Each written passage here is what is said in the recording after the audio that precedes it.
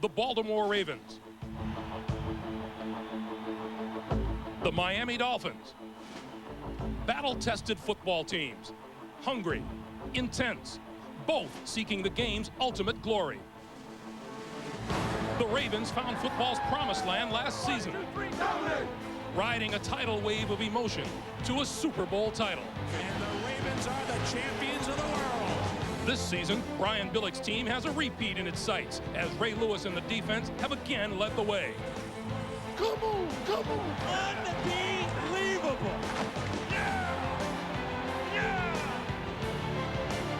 Their quest for the Lombardi Trophy begins today against Dave Wannstedt's Miami Dolphins. A team built on power and speed and an insatiable will to win. Runs for the touchdown! Touchdown, Miami! The object is simple: win and advance. The AFC Wild Card game is next.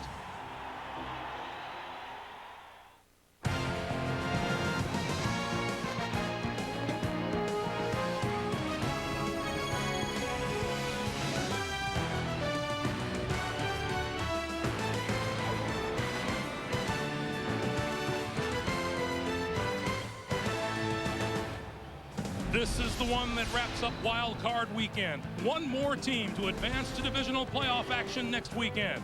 The Super Bowl champion Baltimore Ravens taking on the Miami Dolphins. Hi everyone, welcome to Pro Player Stadium. Along with Phil Simms, I'm Greg Gumbel. Both these teams, both coaches have been talking about matchups all week long, so let's do just that. Both quarterbacks out there today are going to be staring across the way at all pro linebackers. We start with Elvis Gerbach of the Ravens staring down Zach Thomas. Yeah, I'm not jealous of either one of these quarterbacks today. Elvis Gerbach under pressure from the fans, the media, even his own teammates, and especially opposing defenses, has had to run more than he would like. He would like to throw the football inside today. That means he's going against Zach Thomas. He knows that, and he knows when the Baltimore Ravens run the football, they are going to run it right up the middle. That means Zach Thomas on defense has to stop it. The task for Jay Fiedler of the Dolphins, no less daunting. He's looking across at maybe the best linebacker in all of football in Ray Lewis. Oh, I know, and Jay Fiedler knows what he's up against in this Baltimore Ravens defense.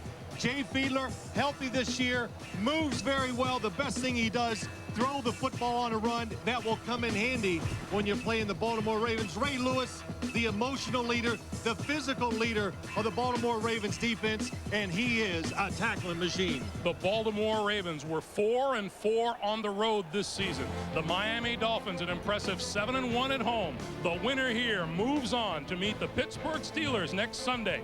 The opening kickoff from Miami coming right up.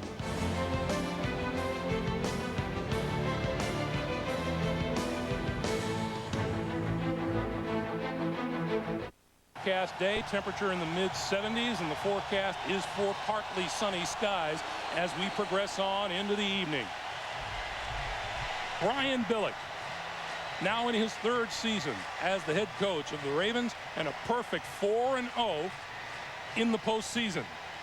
On the other side of the field, Dave Wannstedt, lots of criticism directed his way, and all he's done is post 22 victories in 2 seasons here in Miami. Well, we have found out in this National Football League, Greg, winning is just not enough for these coaches anymore. You got to win big, you got to do it all, and even then your job's in jeopardy. But Dave Wannstedt has done a wonderful job down here in Miami in his first 2 years. The Baltimore Ravens have won the toss. They will receive. Greg Gumbel, Phil Simms. Patrolling the sidelines today are Armin Katayan and Bonnie Bernstein. We will check in with them shortly. That is Olindo Mare set to kick it away for the Miami Dolphins, and we're underway. This is Jermaine Lewis from the 10. And comes up just short, loose football. The Dolphins have recovered.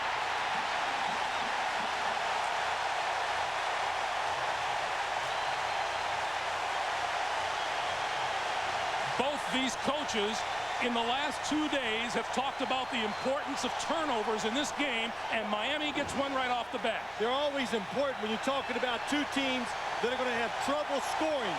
Jermaine Lewis, he was the key as far as the Miami Dolphins were looking at. We got to stop him, and Tommy Hendricks comes up with the recovery that time. But, boy, how many times did we hear it from Brian Billick? He thought Jermaine Lewis could be the difference. Dave Wanstead said, no matter what, we got to make sure we stop him on the return game. Jay Fiedler and the Dolphins get to start at the Baltimore 24.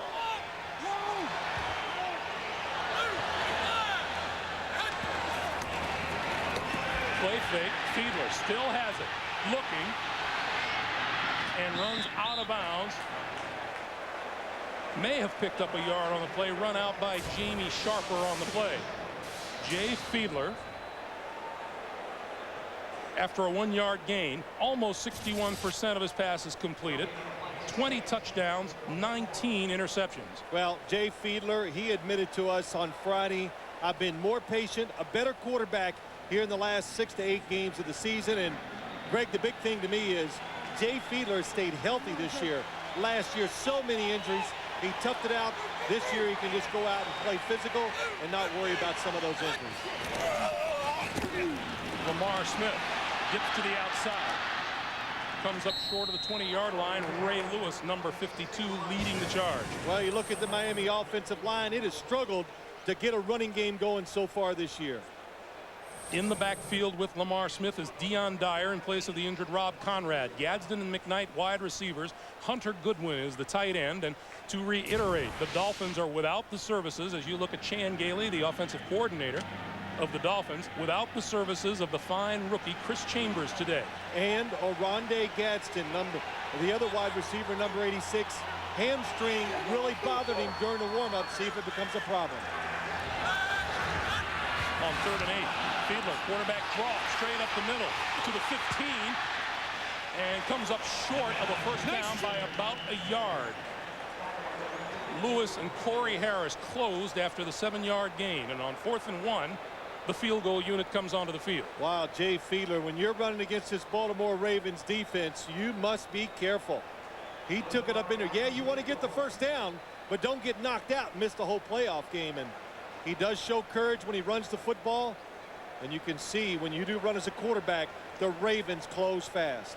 Olindo Mare, 90.5%, the best field goal percentage in the NFL this season. This one from 33 yards out. It is away, and it is good. So Jay Fiedler comes up short of the first down, but the Dolphins turn the turnover into 3 points, and they lead it 3-0. Most in the NFL. As the Dolphins kick it away, Jermaine Lewis, this time from the 7-yard line. And is nailed at about the 13. David Bowens, number 96, the 3rd-year man out of Western Illinois, made the hit, and onto the field now for his first series of the day is Elvis Gerbach. Well, Elvis Gerbach, of course, replacing Trent Dilfer, the Super Bowl quarterback of last year. And Greg, we talked to him last night, and I said, well, Elvis, you knew they were going to talk about the quarterback this year. Did you think it would be as much as it has been? And he goes, no, I got to admit, it's been even more than I thought. Line of scrimmage, the Baltimore 14. This is Terry Allen, and Allen across the 15 to about the 17-yard line. Well, when you look at the Baltimore Ravens offensive line, it's big, it's pretty good at running straight ahead. Pass protection is just average. Terry Allen carried the ball. Alongside him, the battering ram, Sam Gash, Ismail Travis Taylor, the wide receivers, and Shannon Sharp, the Pro Bowl tight end for the 8th time, number 82. There is the offensive coordinator, Matt Cavanaugh. A pickup of 3 on that play. It's 2nd and 7. Femi Ayanbadejo is into the game, and straight ahead and across the 20 to about the 22 or 23-yard line is Ayanbadejo. The Miami defense up front: Mixon, Bowens, Jermaine Haley, Jason Taylor. Linebackers for the Dolphins, you want to watch Zach Thomas going against Sam Gash today, because the Ravens are going to run it right up the middle. Surtain and Pro Bowler Sam Madison on the corners. Brock Marion, Brian Walker are the safeties. There's Jim Bates, the defensive coordinator, as he and the Dolphins look at a 3rd and 1. It'll be Terry Allen. And Allen is hit at the 22, maybe the 23-yard line by Moreland Greenwood. No gain on the play, and the punting unit takes the field. Well, that's just what Brian Billick did not want to see. But this time it's just a defensive line. Jermaine Haley inside takes on a lineman, the fullback, and still makes the tackle for no gain. Neither team registering a first down, and here is Kyle Richardson, the kick, and he has had his problems kicking the football. Dale Hellestrae has come on out of retirement to be the long snapper for the Ravens. 17 seasons in the NFL. That snap is good, and Richardson gets it away. High floating kick. Jeff Ogden all the way back to his 25. And across the 35 to about the 36-yard line. 51-yard punt and a 10-yard return. We have 10:27 to play in the first. Half to play here in the first quarter. The Dolphins with a 3-0 lead, and they have the ball at their own 35-yard line.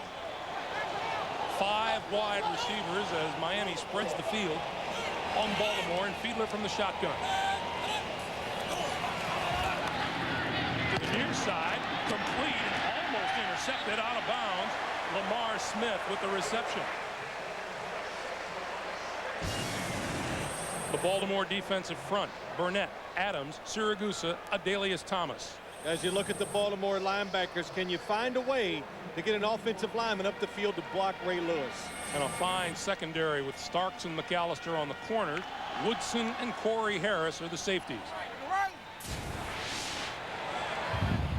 There's a defensive coordinator, Marvin Lewis, Lamar Smith, and Deion Dyer in the backfield. This is Smith. And Smith out to the 44, just shy of a first down. Bonnie Bernstein is patrolling the Miami sideline. Bonnie.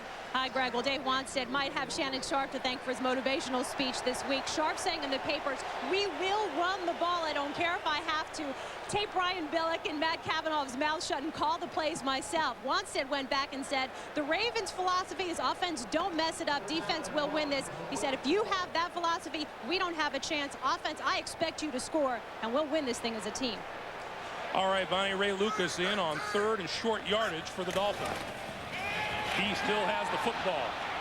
On the roll, cuts it back across midfield, still on his feet, and has a first down for Miami. Corey Harris finally tripped him up, but that is the running game that Ray Lucas brings. Well, Ray Lucas, he's like a linebacker, really, Greg. I saw him before the game. He's so pumped up. He goes, if I get in there, I know how to work against this Baltimore defense. And that's what he did that time. Baltimore not fooled. Ray Lucas, just as running the building, makes the first down. Saw him slip a little bit. Armin Katan telling us earlier that the field is pretty awful. Rained a little bit this morning here in the Miami area. That's a good description. Lamar Smith. And Smith getting nothing on that handoff. You know, I want to go back to what Bonnie said, you know, when you talk about Shannon Sharpe, and it was a lot of things he said was motivation for the Dolphins. So that'll make the 17th straight game this year that Shannon Sharpe has been bulletin board material for someone. Yes, so. Oh, I tell you, some of the comments, you have to read them twice and go, did he really say that? Is it true most of the players around the league have subscriptions to the Baltimore Sun? Oh, man. 2nd and 10. Once again, Smith the lone back.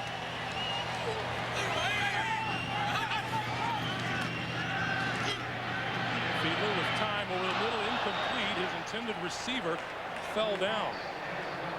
And Ray Lewis almost had a little gift interception.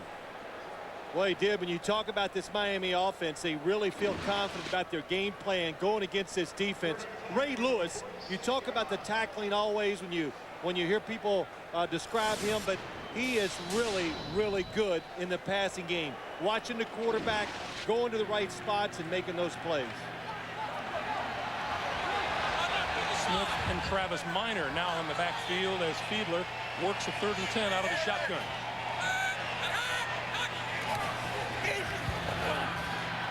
Fiedler has time, throws incomplete. That pass intended for Dedrick Ward. Well, this Baltimore Ravens defense, they're going to give the Dolphins a lot of looks, especially on 3rd down. They're going to have people spying on Jay Fiedler, giving different coverages, and why they think they've gotten better and they can win this game, of course, like every game, they're getting a better pass rush than they did most of the season, and mostly because of Peter Bulware. Matt Turk will kick it away for Miami. Beautiful. Jermaine Lewis going to let it bounce. And are they able to keep it out of the end zone? There's a penalty marker down inside the 5-yard line. Terry Cousin batted it back. Scott McGarrahan downed it. Let's watch and see Terry Cousins. He gets rid of the football before his feet touch the end zone. Looks like they're both out. Mike Carey is our referee.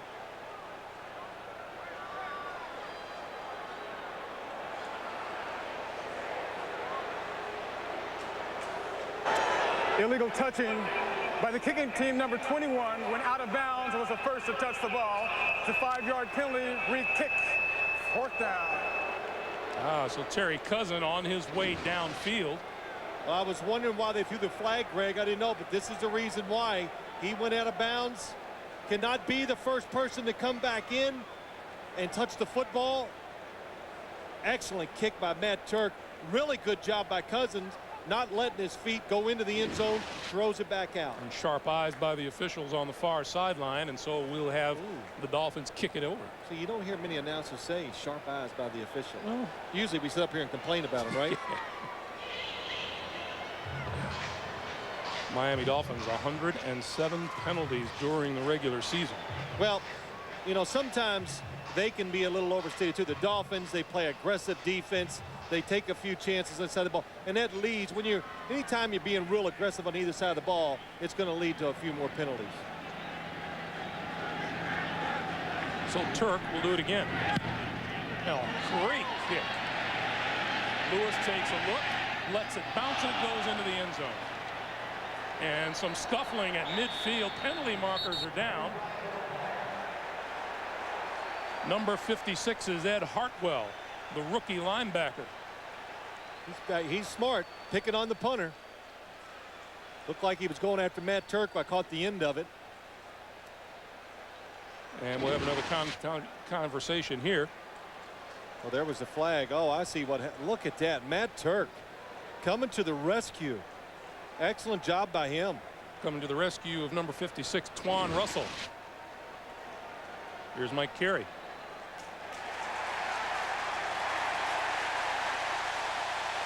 Holding and personal foul calls against the Ravens.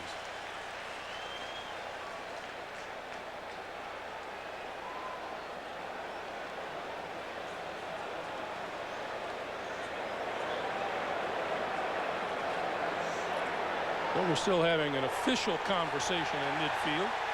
And now here's Mike Carey. There are 2 fouls, both on the receiving team. Holding, number 56, is declined. Personal foul, unnecessary roughness, a blow to the head with the forearm on number 56. That's half the distance to the goal from the 20.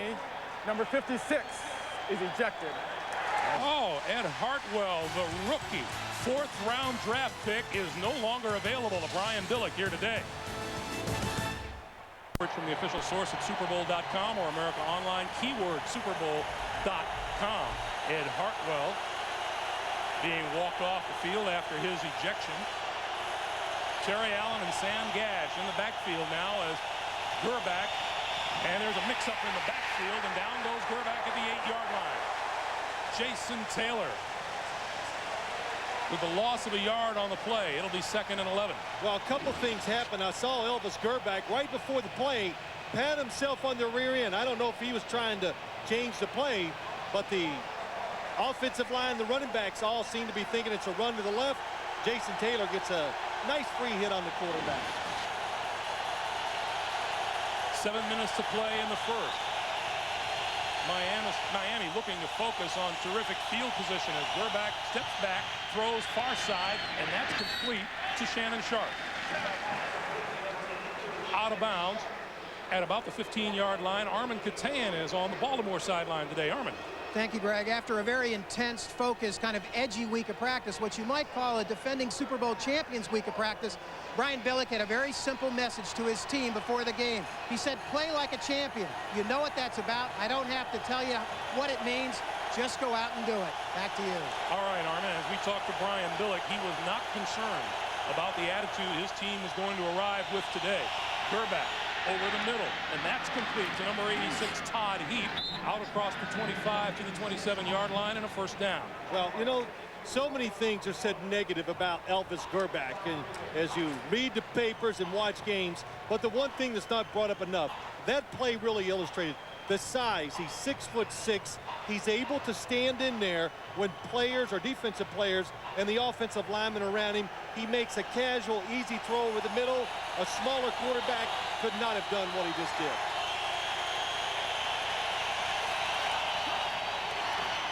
Gerback with fine protection this time and throws incomplete. Intended for Heap, and Moreland Greenwood was there on the coverage, and you alluded to it earlier, Phil. There has been just a firestorm around the quarterback position for the Baltimore Ravens this season. Well, a couple things. One, Greg, when they made the switch, or no matter what, even if they didn't make a switch, the quarterback, if it's Trent Dilfer or Elvis Gerback, was going to be the story with the Baltimore Ravens this year, because it was last year.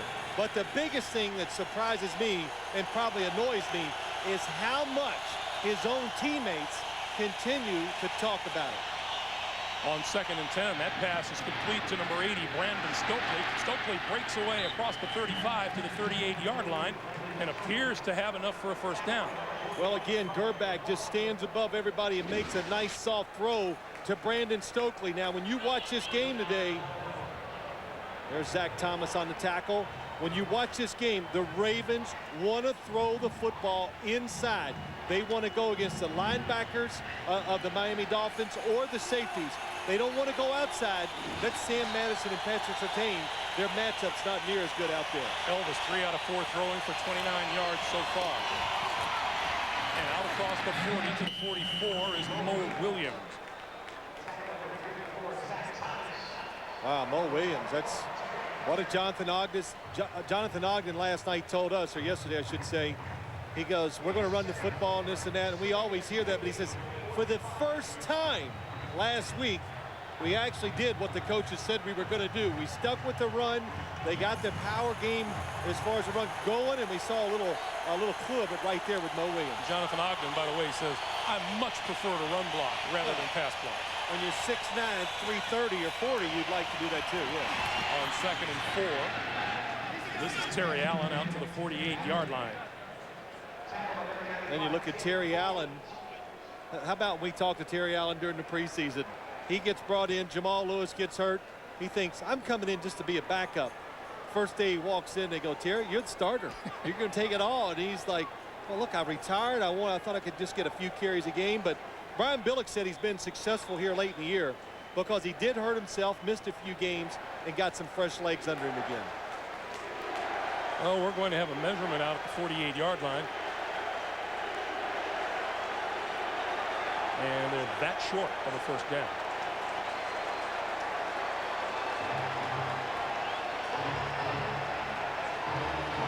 Zach Thomas with a little medical attention on the sideline. Well, you look at it, you can see his eyes are watering. Watch what happens. Zach Thomas in the middle of your screen, 54. Well, I couldn't see what happened there, but he must have got hit in the face because he came to the sideline. They were working on his nose. 3rd and inches for a first down. Sorry, Zach. Jason Brookins lines up behind Sam Gash, follows him to right side. First down across midfield and then some. And Jason Brookins at 6 feet, 235 pounds, following maybe the best blocking fullback in the NFL. Well, a couple things. Elvis Gerback, real smart. Quick snap count, got it going before the Dolphins defense could dig in. And Greg, you're right. We watch the films of games before we do every week, and Sam Gash, he's a destroyer. Blocking back is not a good word. Zach Thomas says there is no question he is the best blocking fullback he has ever faced in this league. On first down, Terry Allen, room to run. Inside the 40, inside the 35, and down to about the 32-yard line. 13 yards on the play and a first down as Baltimore begins to celebrate its first trip into Miami territory. You can, so far, if you watch this game now, every single run up inside. Nice blocking. Flynn, everybody. Mulatalo gets a good block. Benny Anderson, the right guard, makes a good block. And a nice cutback by Terry Allen. Benny Anderson gets his guy. Tim Bowen's going. Brookins and Gash now, and Brookins with the handoff, and this time straight up the middle to about the 26. Now this is just what Baltimore, of course, every team wants to do, but they want to do. They want the Dolphins to gamble, to come up in there and have to gamble to stop those type of runs. If you do, the Ravens thrive on trying to throw deep balls down the field to get pass interference or those long completions. And you get those chances only after you show the other team you can stuff it down their throat. And look at the runs. All of them up the middle. 35 yards rushing on this drive alone. This play will not count as markers fly. False start. Offense number 66. 5 yards, still second down. That's our Benny Anderson, young offensive guard, rookie. Brian Billick says, he says this guy can be something special and be good, but he's young. What did he say, Greg? He just kills us twice a game. He just kills. He gets Elvis just run over like twice a game, but when he has his assignment straight, he's a really good player. Terry Allen, the lone back now, and Gerback to throw. Out here to Shannon Sharp, and Sharp out of bounds at about the 25.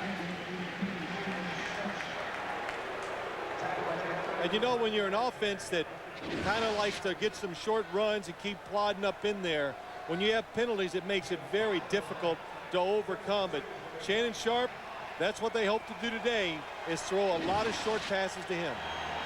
And what Brian Billick ultimately hopes to do is to free up some one-on-one activity on the outside with his receivers and the Miami cornerbacks. 3rd and 3 as we come up on a minute and a half to play. And Gerback goes out to the far side. Direct snap into the backfield. That's to Jermaine Lewis, and Lewis to about the 20-yard line and a first down. Did you think that wide receiver entered into Elvis Gerback's resume? Well, really what you should do, never send anybody out there with a quarterback because they're not going to throw it to them for a lot of reasons. But we've seen this play. You see it almost every single game now. Saw it last night with the Jets doing it with the running back. But the Ravens like to invent ways to get the football to Jermaine Lewis. That's one way to do it. Move Elvis Gerback and put him as a running back. 13th play of this drive. This is Terry Allen. Right side, inside the 10, fights his way to about the 12, or inside 15 to the 12. Brian Walker and Brock Marion coming up after the 8-yard pickup. Ooh, are they running that football hard and up inside? And Terry Allen, yeah, he's had surgeries on his knees, and he tried to retire this offseason, but the Ravens, they wouldn't let him once Jamal Lewis went down. Not a big guy, but a really tough runner inside. And you could see he's running so hard today, running very hard today. Zach Thomas missed a few tackles so far here. This is Brookins, and Brookins gets wrapped up at the 13 by Jason Taylor. And this first quarter will come to an end. Baltimore, no first quarter touchdowns. Now in 12 straight games, but they are in ideal position as they change ends.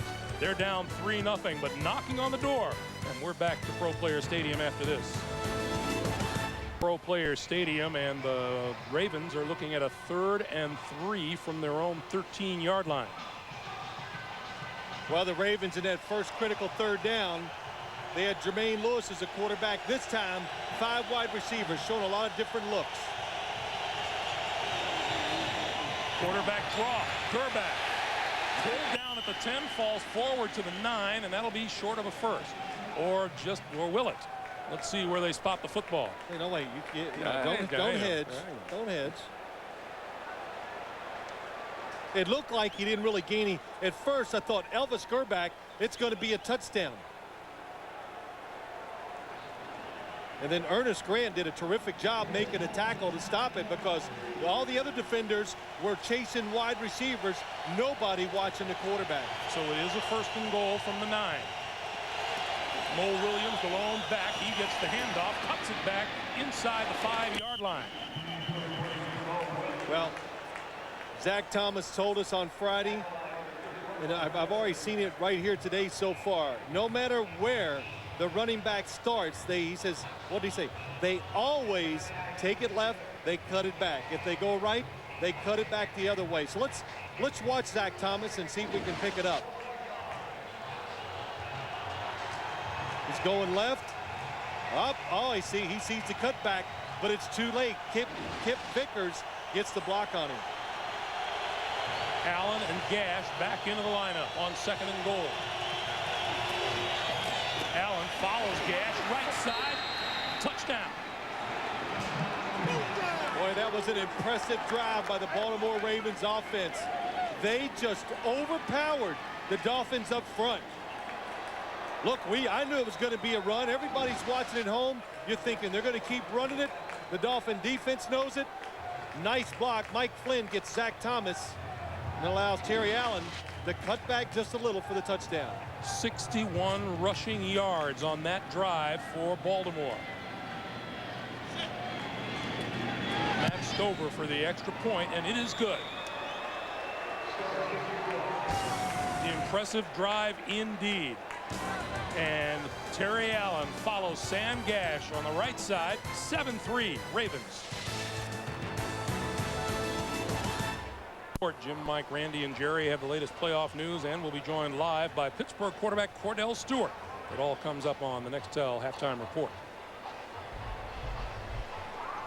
Well, Brian Billick told us yesterday, Greg, he says, hey, I don't know if I believed him or not, because I believe the season tells you something. Forget it all. We're a different team.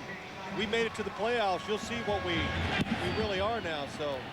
So far, very impressive. Danny Kites' kickoff is taken by Brock Marion just shy of the 15-yard line. Penalty marker flies as Marion goes down at the 33-yard line.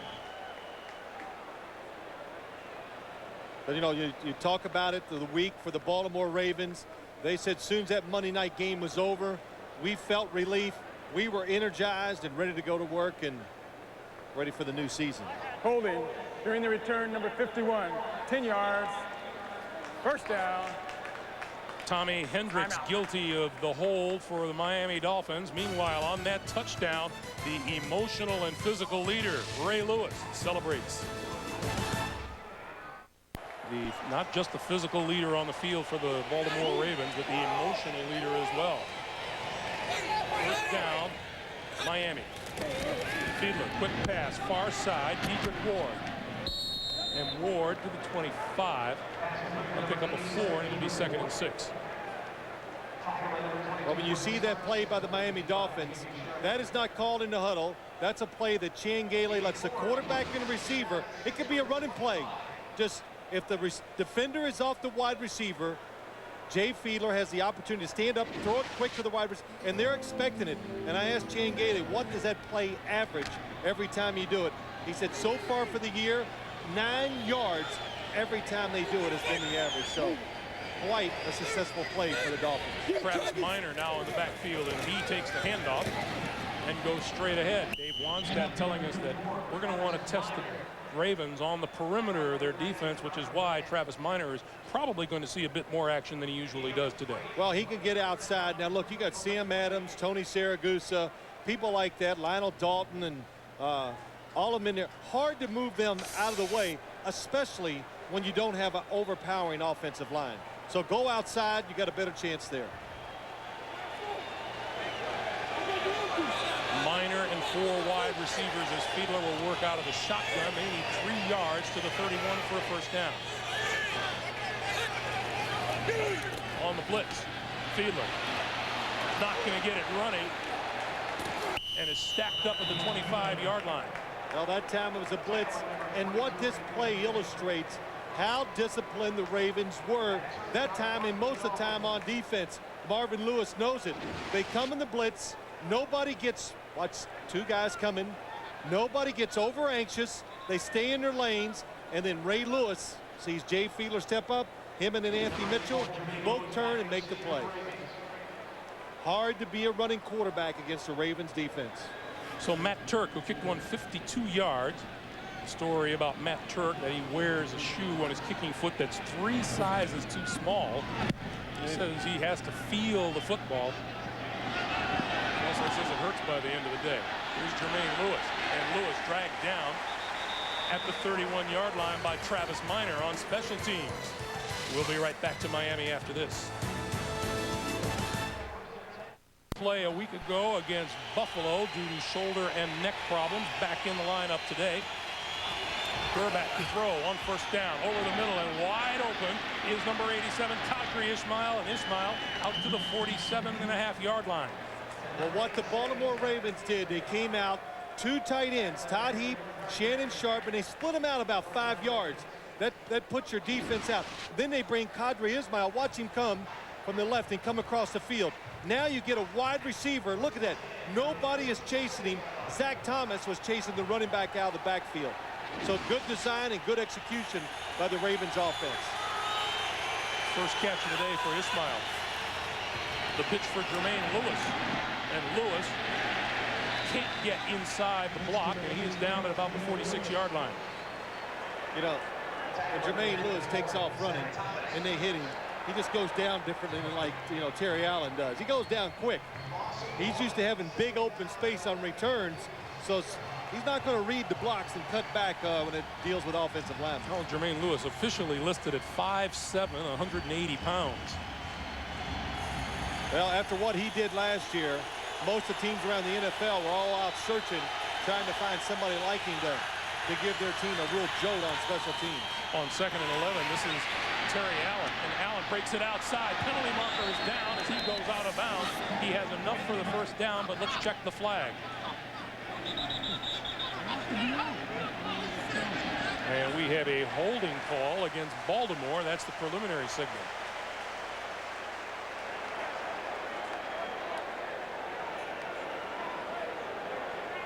Boy, Terry Allen. Holding, offense, number 87, 10 yards, remains second down. Well, Brian Billick has had some injuries in that backfield. Terry Allen missed 5 games with a bad ankle and a broken hand. Jason Brookins missed 4 games with a broken foot, and he knew signing Terry Allen, who's in his 11th season, he said Terry Allen's going to wear down towards the end of the year, but you know what? He missed some action with a broken hand, and he comes back fairly fresh. Yeah, he says he'll be done by about the middle of the year, but we'll have somebody else ready by then. But you're right, when he broke his hand, Greg, it allowed him to stay in wonderful shape, keep conditioning his legs, and now that I said earlier, he's come back, fresh legs, and he's fast. 2nd and 14. This is Allen. And Allen stacked up at the 45. Jason Taylor, Kenny Mixon making the stop after a 2-yard pickup. And now the Ravens are looking at a 3rd and 12. You know, the 3rd and 12, the Miami Dolphins talking to some of their players. They think on 3rd down, Elvis Gerback likes to look where he wants to throw the football a little too quick. So they're going to gamble, read his eyes, and take off, hoping that he doesn't come out the receiver and go to the second guy. Williams and Ian Badejo are 2 of the 5 wide receivers. Gerback throws incomplete and almost intercepted by number 21, Terry Cousins. And another problem the Baltimore Ravens have, and defensive players know it, and it's going to be a key. Watch Elvis Gerback's hands. He flinches them way before the snap. Defensive ends especially can look underneath the center, see it, and it gives them about a ½ second jump on the tackles on the outside. So here's Kyle Richardson, set to kick it away to Jeff Ogden. Hellestrae talked out of retirement to be the long snapper in place of Maise, who is injured and out for the rest of the year. Nice kick. Penalty marker flies as Ogden pulls it in and is hit at about the 17-yard line.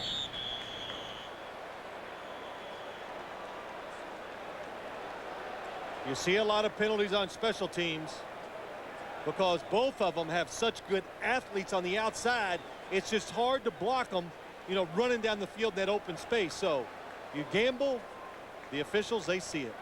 During the kick, holding by the receiving team, number 27, 10-yard penalty. They retain possession. First down. Arturo Freeman is the guilty party. So this is going to back the Dolphins deep into their own territory when we come back after this. In the first half. Look at how Baltimore is dominating the total yardage department. Travis Minor takes the pitch, tries the right side, gets nowhere. And that Baltimore defense beginning to rise to the occasion, that time led by Rob Burnett, and it'll be 2nd and 10. Well, the Baltimore Ravens have a few wrinkles for the Miami Dolphins, and here's one of them. 5 defensive linemen, Peter Bulware being the 5th, and they shift. Look, 4 of them to the left of the Miami Dolphins. They're going to stunt. Look at them all moving towards the football, nowhere to run. So a new look for the Miami offense, and you know the Ravens pretty excited, thought we're going to make some plays out of this defense. Well, Baltimore has had to deal with the loss of a fine defensive end in Michael McCrary. And Peter Bulware has truly stepped up his play. 2nd and 10. Minor spinning across the 5 and out to about the 7-yard line. Burnett and Rod Woodson making the stop. It's a 4-yard gain, and it'll be 3rd and 6. Now, see, that's just not even fair. You block them pretty well up front that time. Your runner picks the right hole. And what happens? There's Rod Woodson coming from his safety spot. He reads it quick. Watch to your left. Number 26 fills it in there. And I'll never forget what Chan Gailey said. He goes, Rod Woodson, and along with the other, Corey Harris, do such a good job tackling the football, and they're so aggressive, it hurts your running game.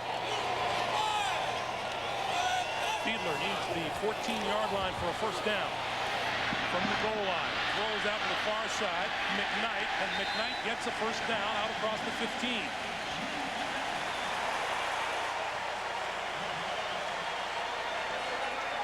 Well, Jay Fiedler did what he said he was going to do. He said, I need to be patient.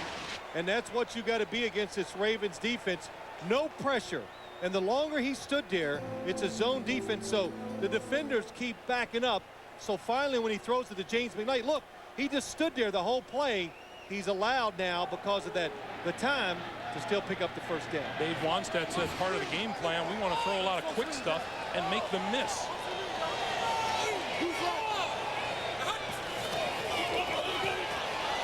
Fiedler over the middle, and this one's to the tight end, Weaver.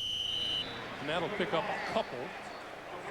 Almost to the 19-yard line. Jamie Sharper with a stop after a 2-yard gain. You know, I got to laugh because I almost was going to say it. Tony Siragusa, who really does a good job of analyzing other teams when you talk to him, he says, you watch. When Miami gets a first down coming out, their first down play is going to be a screen. And that's what it was that time. He faked the screen outside, threw a screen inside to the tight end. It's scary when you sit there and listen to someone like Goose go, they're going to do this, they're going to do this, they're going to do this. These defensive linemen nowadays, they study a lot of film. They know what's going on when the other team lines up. Deep drop for Fiedler this time, and plenty of time to throw. Now he pulls it down and takes off and is down at about the 19-yard line. Adalius Thomas, the 2nd-year defensive end out of Southern Miss, making the stop. What did Tony Siragusa, he told our producer and director yesterday, he goes, hey, you guys keep a camera on Adalius Thomas now. You know, now he's producing our games too, but Adalius Thomas is coming on, like you said, Greg, 2nd year, starting to make the plays in the running game, knocks balls down in the passing game, and has the ability to rush the passer too.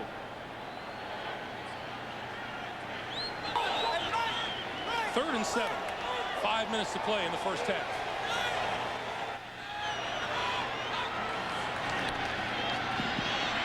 Fiedler throws far side, incomplete.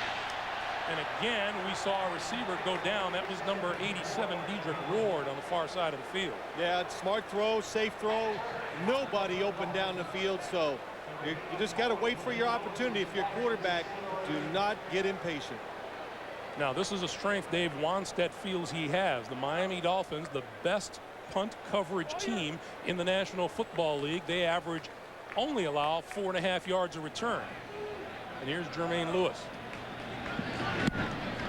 Beautiful. Lewis from the 36. He's going to get more than that this time. Penalty marker is down. Lewis inside the 40, and there's another marker with a face mask, and Matt Turk said that's the only way I could hold on to him. Oh, that's right. He had to do whatever it takes. Get him down, stop the touchdown. Probably going to have a block in the back.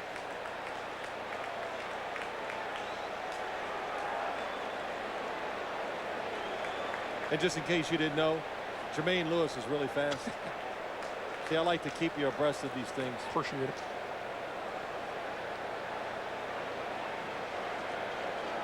You were talking earlier about Matt Turk. Brian Billick's going, are you sure? They never pick the flags up, Coach. You know it. His shoe size, what'd you say, 3 sizes? 3 sizes too small. I said, how does that feel by the end of the day? He goes, oh, it hurts. Now we've got penalties against each side.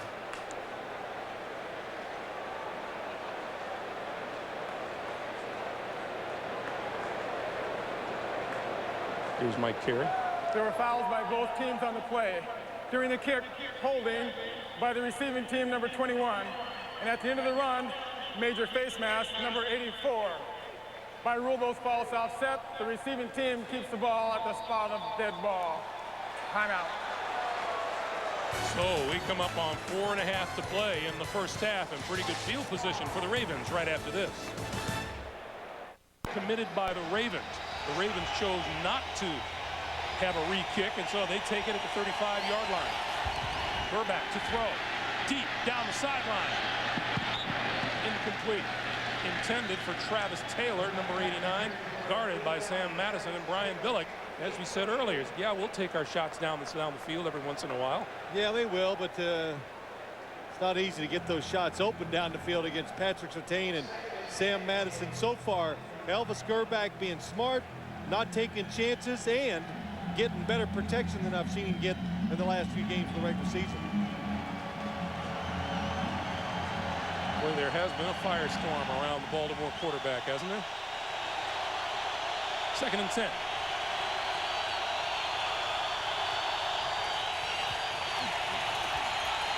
Gerback again with good protection. Throws to the near side and out of bounds to Shannon Sharp. And that'll be no gain on the play. Well, you see a lot of this when you watch the Ravens play. Shannon Sharp a lot of times can be the outlet receiver. Elvis Gerback, look at his eyes. He was looking down the field. Knows he has to get rid of it quick. Zach Thomas on the coverage. Zach tied with Ray Lewis, leading the league with 117 solo tackles on the season. Did you see Shannon Sharp just give that little forearm to Zach Thomas? Shannon Sharp is excellent at using his hands. 3rd and 10. Gerback throws. And that is complete across the 45-yard line to Sharp. That's 11 yards and a first down. And Gerback threaded the needle. Yeah, just an excellent throw. What he does so well, Shannon Sharp, Arturo Freeman on the coverage. Watch where the football goes. It's down low to protect the receiver and also protect the quarterback from an interception. Fine throw by Gerback, fine grab by Shannon Sharp, who is the all-time receptions and yardage leader among tight ends. Terry Allen. And Allen just shy of midfield. And let's go down to Armin Katayan. Armin. Thanks, Greg. You know, the Brian Billick said the thing he likes best about Elvis Gerback is how he's overcome all the adversity. And it really, for Elvis, all these trying times trace back to his days in San Francisco. He said all the tough times there when he allowed football to really follow him home. But then his 8-month-old son, Jack, was diagnosed with spina bifida. He endured a 5-hour operation, tied up with tubes, and Elvis said it was the kind of event that put football in its place and its way very liberating. He goes, I play for the love of the game now. Back to you. Yeah, Armin, thank you. He says it's been a trying year, but after previous experiences, I can handle it. This is to Jason Brookins, and Brookins across midfield into about the 47-yard line of the Dolphins.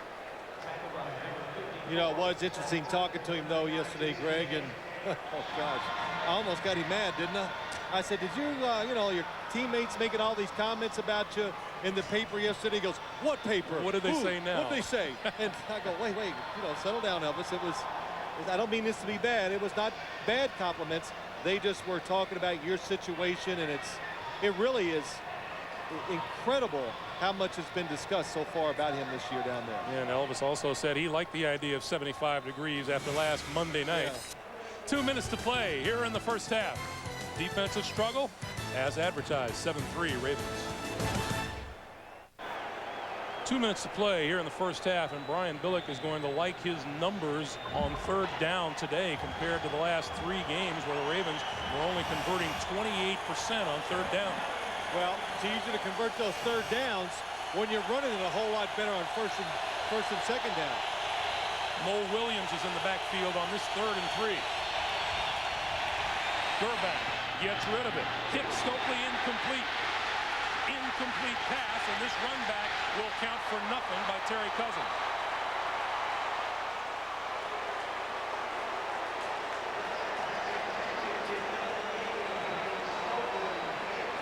Well, Brian Billick is just saying catch the ball, but another tight throw by Elvis Gerback. Nice job. Throws it to the back shoulder of Brandon Stokely, makes him turn around and helps protect Brandon Stokely. And everybody sees the replay, they think he did catch it, but what happened, as soon as he caught it, he did have control, but he's hit. The football comes out before he makes his move. And I think we're going to get a challenge here. The ruling on the field is an incomplete pass. It's being reviewed by instant replay. And of course, this is inside of 2 minutes. So Dave Wannstedt did not have to throw the red flag or push his button. So Mike Carey will take a look at what happens. We take another look, and Brandon Stokely, by definition, has to make a football move after the catch. That is the key, Greg, and I think when you see it, well, you know, when I see him in slow motion, I always change my mind. I think Mike Carey is going to look to see if he got a full step off before he lost the football. Now, also remember, of course, the Dolphins will get no touchdown out of this. The whistle did blow the play dead right there. So at best, it would be Miami ball.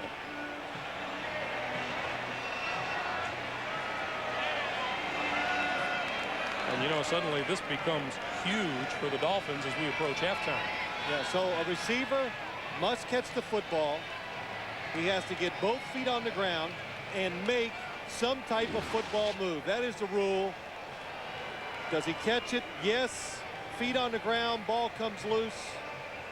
That's awfully close. Awfully close. Just as he gets that first step, the ball comes loose. I can't even make a good guess.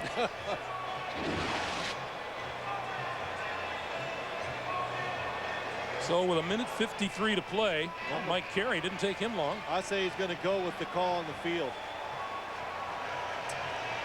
Of course, I'm so good at this.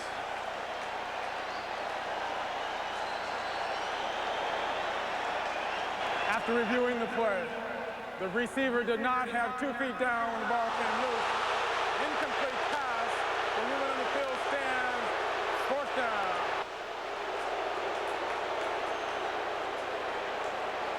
Well, what Mike Carey was looking for was maybe a step and a half. Here's the catch. Foot is still not down. The right foot is not down, and what's amazing, I always get it right after he tells me what was not. But so here's Richardson to kick it away to Ogden. This one is going to float close to and into the end zone. And so Miami will take over at their own 20-yard line. 47-yard punt and no return. And the Dolphins came within a footstep of having about 50 yards better field position. See, I'm pretty hip, man. I got all those same stats. You are. Minute 44 to play in the first half.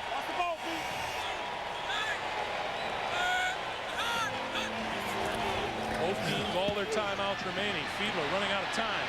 Now out of the pocket and throws, and that is complete, but short of the 20-yard line to Travis Minor.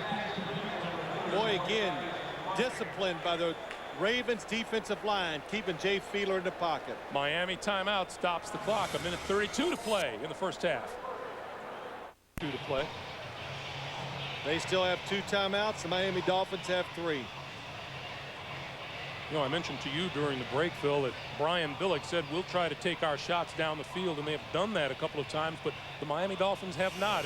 And once again, it just magnifies the importance of Chris Chambers not being on the field. Yeah, it really does hurt, Greg. Chris Chambers, hey, he's not only important. He's one of the better wide receivers in the National Football League right now, and they wanted to go deep. They had a couple of little plans to get deep on the Ravens, but we have not seen them even attempt it so far in the game. Here comes Boulware on the outside. Fiedler steps up, throws over the middle, incomplete, just behind his intended receiver, Arande Gadsden. Well, they're making the quarterback move. They're making him feel uneasy. The throwing lanes are tight, and Jay Fiedler's not found that rhythm yet. Look at it, 5 drives, only 49 yards, and that's why, because they haven't done much on offense. That's why the Baltimore Ravens used the timeout after that first down completion. And by the way, that longest play of 10 yards is a 10-yard run by quarterback Ray Lucas.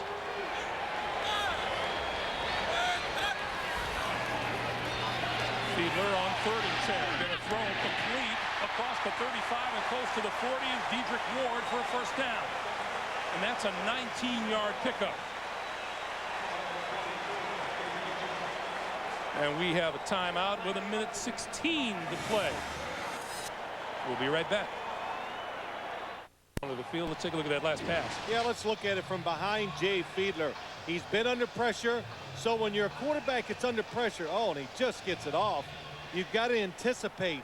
And it's hard to anticipate when you know you're throwing against a good defense like the Ravens. And Peter Boulware, number 58, that's what he is the biggest reason why this Raven defense has been playing well of late. His ability to rush the passer. Dolphins have only been inside the Baltimore 40 once today, and that was on the Lewis fumble at the start of the day. Handoff to Travis Minor, and Minor loose football. Fumble. The officials say Baltimore has it, and they do. The Ravens so active up front. Another different look. Trying to get Travis Minor on a draw, get him outside maybe. Watch 58, Peter Boulware. He ends up with the football. Yes, who knocks it loose so is Minor going up inside. Look at the Ravens all standing, trying to hold their ground. And Adalius Thomas, 96, could be the person that knocked it loose. Here's another view. Oh, Jamie Sharper. Nice job falling back into play, just swats it out of his hand. So now the Ravens at the Miami 41. And straight ahead, Mo Williams. Williams inside the 40 to the 37-yard line. 1 minute to play in the first half. 2nd and 6, and Gerback in a hurry up. David Bowens, terrific job on the tackle. Gerback throws, and that's incomplete. Stokely coming across the middle of the field. It'll be 3rd and 6. I said earlier, as advertised, and this is pretty much the game we expected here today. Yeah, this is not going to be a pretty game offensively like you saw last night with the Jets and the Raiders, Greg. I said this will be almost the exact opposite. Who makes the big play in offense, but maybe in a greater chance of a team making a turnover that causes the points for the other team. You saw the numbers on the Dolphins and how turnovers have killed them this season. Here's the handoff straight ahead to Williams, and Williams inside the 30 has enough for a first down. And the clock stops at 44 seconds to play as the Ravens take their 2nd timeout. Now, as we look at this game so far, this stuck in my head. I've never heard this. Jonathan Ogden told me yesterday, and you too, Greg, or maybe he's just talking to me. I don't know. But he says, hey, we're going to win this game, and if we do, it's going to be because Mike Flynn at center, Benny Anderson, and Edwin Mulatalo, they're going to do it for us by blocking up. And I'm going, oh, come on, Jonathan. I'm thinking, you're silly. But when you watch this game so far, the running has gone up the middle, and those 3 guys are the key. They have blocked Miami's defense so far today. Baltimore has rushed for 95 yards, and of those 95, 78 of them right up the gut. It's like old time. I mean, nobody in the league anymore can just line up and run the ball up the middle of a defense because nobody has the patience to do it, and usually, or the talent or size. And the Ravens got some size up front. And it's been the story for the Miami Dolphins. It's since they lost Darrell Gardner to a back injury this season, it creates a huge hole in the middle of their defensive line. I keep hearing everybody say it's not that big of a deal, but Darrell Gardner was such a good athlete. He created negative plays for their defense. This is Allen to the 26. Zach Thomas got in there, made a big hit that time. Hurry up offense by the Ravens. Half a minute to play, 2nd and 8.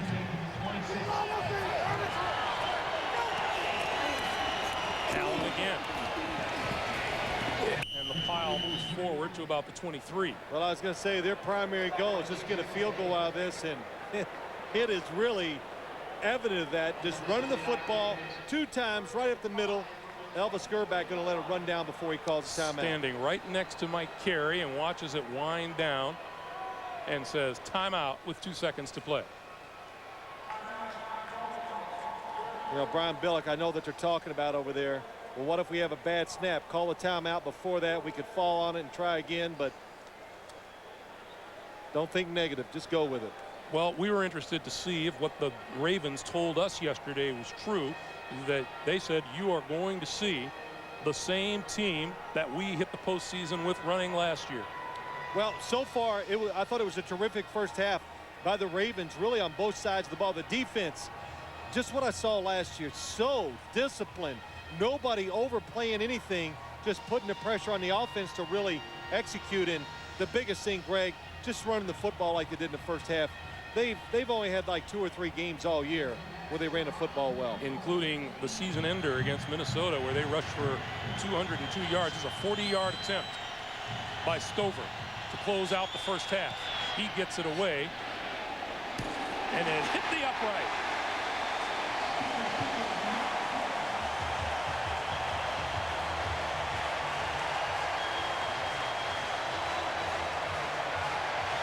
The little things in a football game. Instead of a 10-3 lead, Baltimore goes to the locker room leading by a score of 7-3. And Matt Stover thought he had it going pretty good, and then is going to try a little English. On the far sideline, Dave Wanstead knows as he sees it bounce back onto the field. Let's go down Armin Katayan. Coach, you had it all going well in the first half. Your thoughts on that missed kick there at the end? Well, it's unfortunate. It would have been a nice emotional push for us, but the defense played beautifully. We weathered an early storm, and that's important when you're on the road in the playoffs. All right, Coach, back over to Bonnie. Well, Miami lucked out with a missed field goal, but Dave, you said a single turnover couldn't make a difference in this game. That being said, how much did that Travis Minor fumble hurt you? Well, we dodged the bullet there, fortunately. You know, I mean, they missed it, but we've got to find a way to make some plays on offense. I mean, you know, we got to take this thing into the 4th quarter and keep it close and find a way to win it in the 4th quarter. That's the deal. Thanks, Greg. Bonnie, Armin, thank you. Our halftime score, the Ravens 7 and the Dolphins 3. Coming up, off to Jim Nantz for the Nextel halftime. Things about this first half, you can't say it's surprising. Defense is the thing that takes center stage this time of year. Yeah, it's nothing surprising, but I think, Greg, as a fan, as somebody sitting here talking about the game, I find it exciting because although it was crisply played, I know watching here in the second half, I want to see who makes the big play in offense, or is it a big turnover that sways the game one way or the other. So, you know, you don't always have to have 30 points by each team to make it exciting. Miami gets its hands on the football first here in the second half. Brock Marion from the 5 to the 25 and out to the 27-yard line. And let's go down to our reporters on the sideline first. Armin Katayan. Greg, Brian Billick was very simple with his team. He said we have 1 half to stay alive, and to do that, we have to continue to play physically. I asked him, do you need another score to win this game? He said, yes, we probably do. Optimistic to think this score will hold up. Let's check in with Bonnie. With the Ravens rushing for 100 yards in the first half, Dave Wanstead told me to look for much more 8-man front in the second half. And as each one of his players left the locker room coming out for the third, he emphasized to every one of them, take it one play at a time. Greg? Bonnie, Armin, thanks much. From the 27-yard line.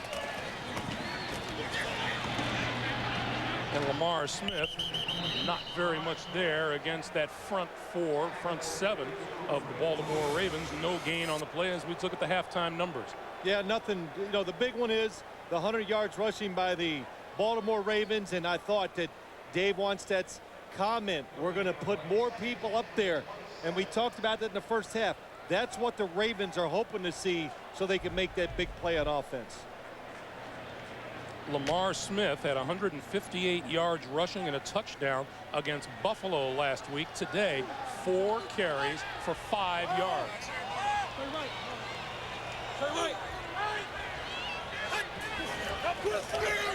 Fiedler on 2nd and 10 throws to the sideline, and that is complete to Oronde Gadsden, and appears to be very close to a first down.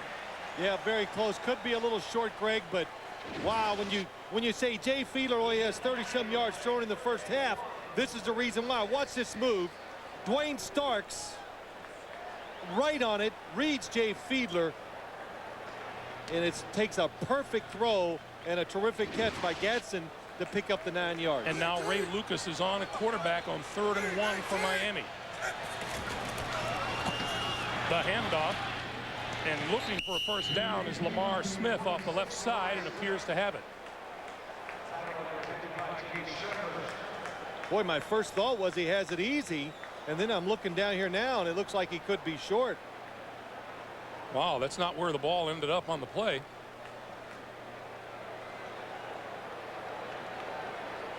You know, a couple things that struck at Randy Cross talking about conditioning, even though it's late in the day, you know, the 4 o'clock start, not sunny. The Dolphin players, they said it's not about the sun, it's about the humidity down here. And it is that short of a first down. No thinking here, you punt it. It's no decision for the coach.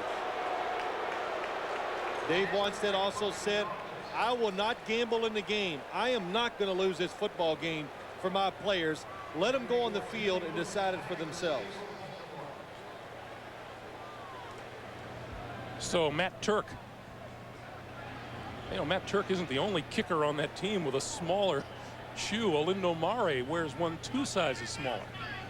So Olinde Mare is just not quite as crazy. Yeah. I was looking for a word. But the kicking game for the Dolphins has been really solid all year. So maybe now we'll probably see more punters around the league wearing these. Look at his right foot. You can see that it is smaller, tighter.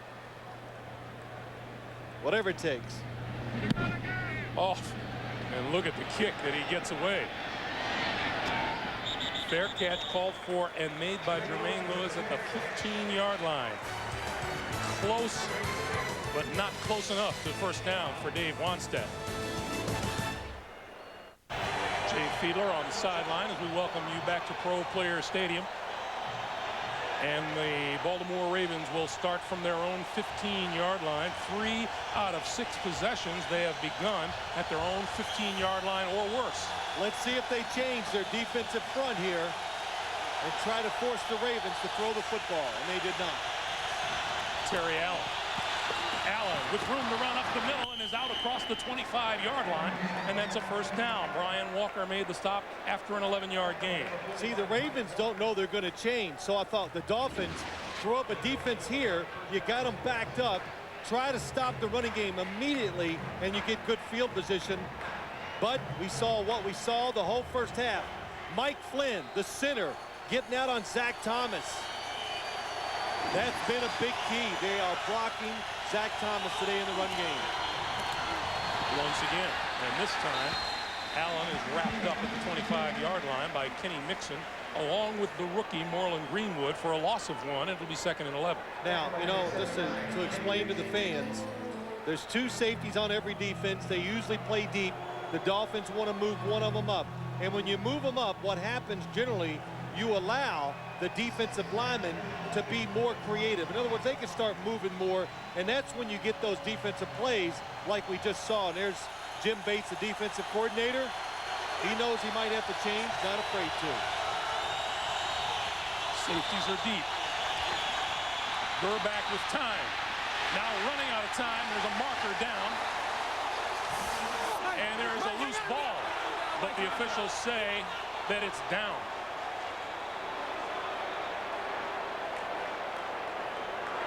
The ruling on the field is down by contact.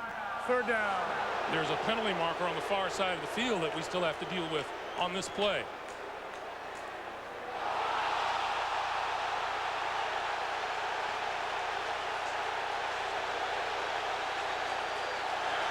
Before the pass.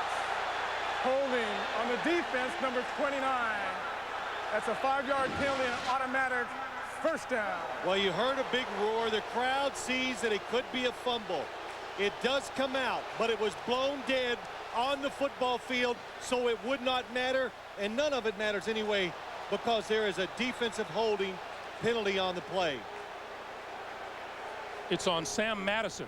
Outside, Sam Madison. Oh, up top, he just took Qadri Ismail, threw him down, but I did not see the hold.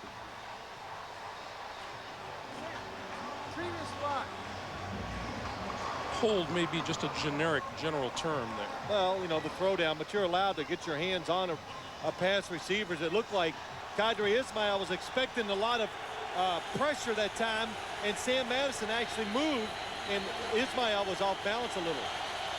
It's a first down for Baltimore at their own 30-yard line.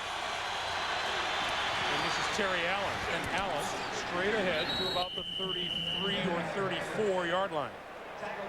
So Baltimore showing some dedication to the running game here today. Well, let's take a look at Zach Thomas. Reads quick that it's a run. Again, Mike Flynn out there. Gets him to the ground, even though Zach Thomas gets in on the tackle. But Zach Thomas, we got to say, Greg, you know, tell everybody, he has a tear in his right rotator cuff. He has a little injury to his neck. He wasn't sure how he was going to react to contact today. This is Allen, and Allen hit hard at about the line of scrimmage and falls across the 35. Kenny Mixon, number 79, in to apply a lick. It's a 2-yard gain. It'll be 3rd and 4. Well, what happens so many times in NFL games, why you see big turnarounds from one half to another. The defensive line for the Dolphins, they say, we've had enough. They're determined to stop the running game now. Hard to dominate another team physically from the start of the game all the way through. This is a huge 3rd and 4.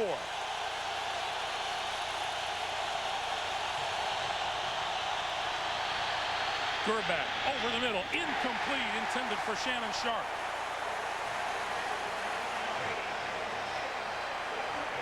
Sharp pleading his case all the way down the field. Everybody's pleading that he was held. Let's watch Arturo Freeman, Shannon Sharp. Tremendous protection. First off, we got a hold. Both arms wrapped around Shannon Sharp, and it's not called. Good job by Gerback standing in there. On comes Kyle Richardson to kick it away to Jeff Ogden. Greg, that's the kind of hugs I give you. I know, and I love them. Ogden, fair catch call, and now he lets it bounce, and it bounces out of bounds inside the 30-yard line. Shannon taking a breather, a little upset on the side. Get something started from their own 27-yard line. You see, the running game is not what it was against Buffalo last week. Sorry, Greg, they would like to make a little move go on Dwayne Starks. Quick pass this side to McKnight. And McKnight across the 30 to about the 32-yard line. And while we have a moment, we remind you, you can get complete NFL, playoff, and Super Bowl coverage from the official source at superbowl.com or America Online keyword superbowl.com. You were talking about going deep on Dwayne Starks, and we saw the Miami quarterbacks working on the move that they would like to make. Well, I thought they would come out with it pretty quick because Dwayne Starks, the last series, remember, he looked at Jay Fiedler, almost knocked down that pass to Rondé Gaston. That's what they want to take advantage of, the fact that he likes to watch the quarterback. Fiedler rolls, throws, hits Weaver. Weaver across the 45, across midfield and into Baltimore territory at the 48-yard line. Dwayne Starks made that tackle, 21-yard pickup and a first down for Miami. Well, Miami has been very conservative on offense. The one thing that Shane Gailey said, we are going to move Jay Fiedler around a lot to throw the football, but they have not put him on the move. Instead, they've been throwing short passes. That time, the fake one way, the sweep, they get rid of it to Jed Weaver. That is Jay Fiedler's longest pass play of the day. It was good for 21 yards.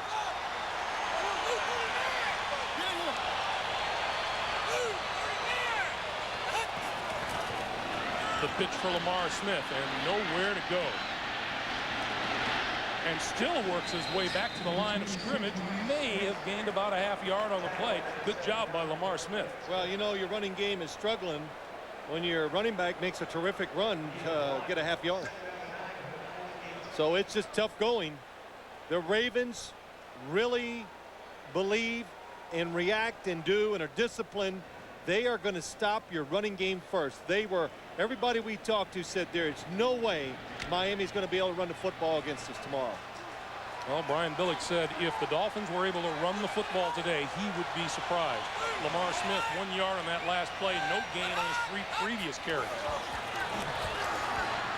Fiedler tipped at the line of scrimmage and it falls incomplete. Oh, that was trouble. That was trouble. Anytime if I had a choice, I'm going to throw the football outside, I would go towards Dwayne Stark's side, even though he's a good player, but it's tipped this time. Who gets it? Jamie Sharper, nice job. Tony Saragusa says we are knocking down a lot of passes by quarterbacks, but Chris McAllister, Greg, that time had it.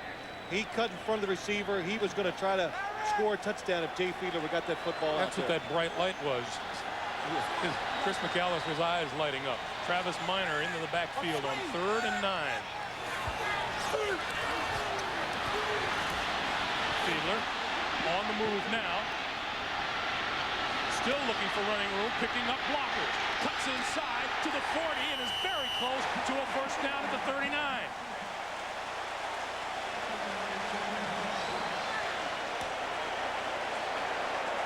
What a job by Jay Fiedler. What they were trying to do, they were trying to run a pick play inside by the 2 guys in the backfield. The Ravens stuffed it, nothing there. And look at Jay Fiedler. No pressure. Cuts back across the field, and boy, does he stick his head in there. I got to tell you, I have a disagreement with the spot of that football. They put it at the 40-yard line, and Jay Fiedler was comfortably across to the 39. 7:16 to play in the 3rd. Rolls across the 40-yard line. Oh, good. His leg was down before that, too, Greg. I just noticed it on that replay. I wanted to point that out because you were wrong. So on 4th and 1, the Dolphins will go for it. Lamar Smith, Dion Dyer behind Fiedler. And penalty markers fly. And this can only be against Miami. Oh, wide receiver. False start. Offense number 86. 5 yards remains, 4th down. That's Oronde Gadsden. And you know, you'd say, well, if it's going to be a run, why would he ever move?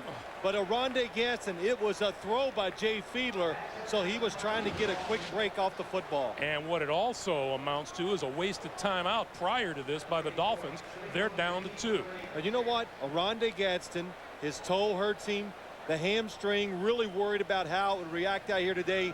When you're fighting injuries, it does take away from you mentally. You're not as sharp. He told you before the game, Phil, he wished it was a little warmer. Yeah, because he was worried about his hamstring. Oh, look at this sky-high punt. Bouncing inside the 10, inside the 5, and batted back to the 2. Scott McGarrahan on special teams, number 41, backs it back. Nice special teams play by the Dolphins.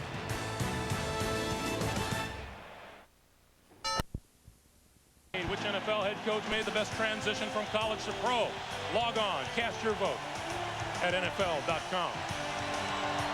Well, the Miami faithful are on their feet. The line of scrimmage, the Baltimore 1-yard line. The 4th time in 7 drives, Baltimore has begun at their own 15 or worse. Terry Allen straight ahead for a couple. Zach Thomas, Moreland Greenwood on the stop. A pickup of 3 makes it 2nd and 7. That's pretty good to be able to get 3 yards in a situation like that. And what were we talking about during the timeout? I said, I know it's 7-3, but you can feel the tension and the excitement because you know it's a one-play game. Where's the one play going to happen? The fans know it could easily happen down here.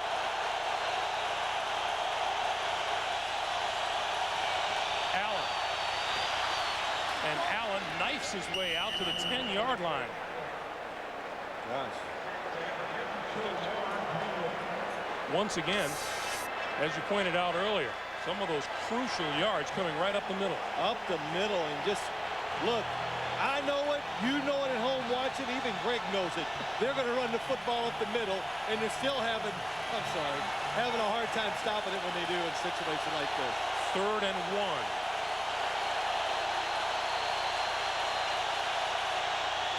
Gerback going to throw it deep down the sideline for Taylor, and he's got it.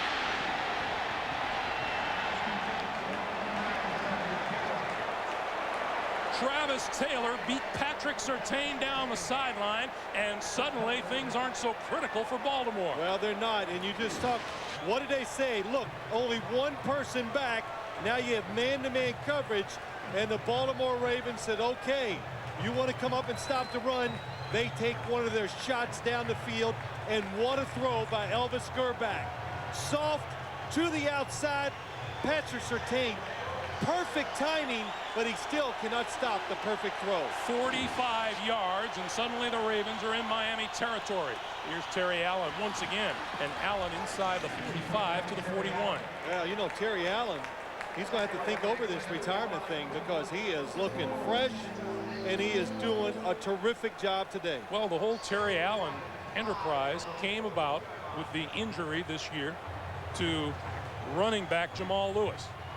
And Brian Billick has been under the gun because he had Priest Holmes last year, and all Priest Holmes did was go to Kansas City and lead the NFL in rushing. Yeah, I heard that this week on pregame show. I didn't hear anybody say anything about it last year. Taylor on the end around. 45, 30, 30, 25, and out of bounds. Zach Thomas ran him out of bounds, but it's another Ravens first down. Now, this is a good call. Look at it. Think about it. You're playing defense. They've been running up the middle. Watch the fake up the middle. Then they come back with reverse, and that's what happens when you can't stop the run. You start to gamble.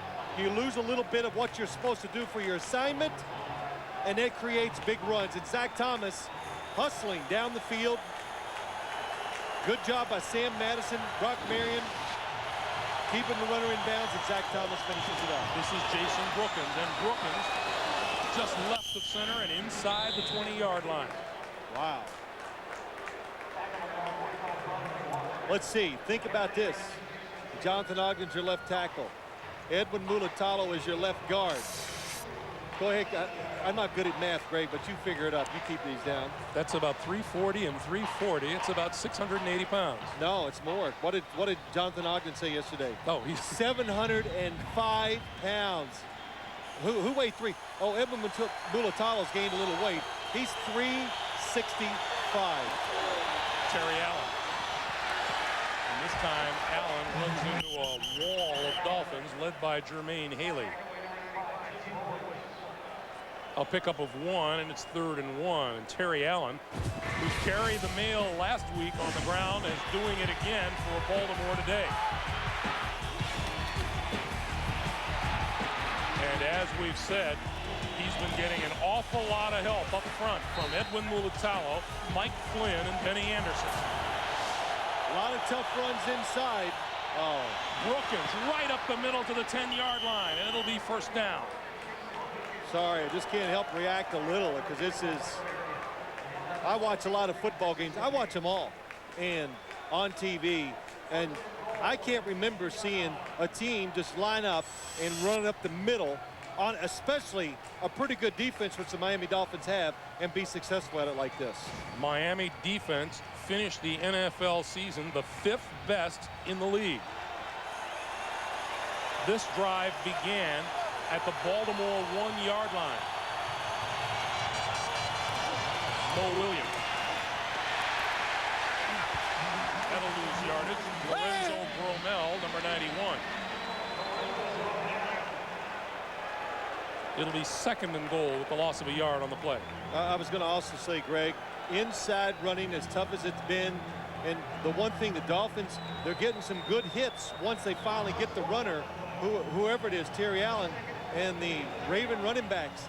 Usually when you run inside so much, sooner or later somebody can rip that football away from the running back. They've done a good job so far holding on to it. Ian Badejo is in the backfield now on 2nd and goal. Gerback to throw. Badejo inside the 5, just barely inside.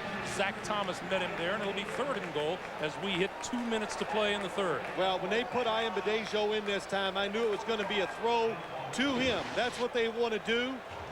They put everybody to the outside. Here comes the fullback underneath. Zach Thomas does a good job of keeping his eyes towards the quarterback and the running back. You know, Zach Thomas told us he was a little wary of those head-on hits with the injury to his neck. Nothing tentative about that hit, but there he is on the sideline.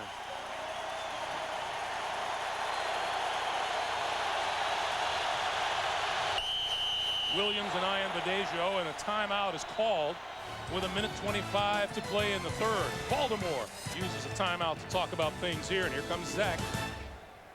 His face coming into the ball game. Big play here. Bilal for the end zone. Touchdown to Travis Taylor.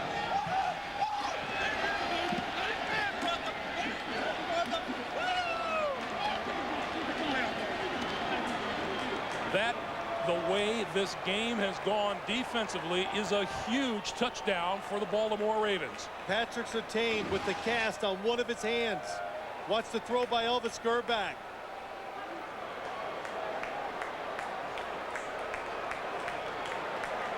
And Tony Siragusa leading the cheers on the sideline. Matt Stover has come on to add the extra point.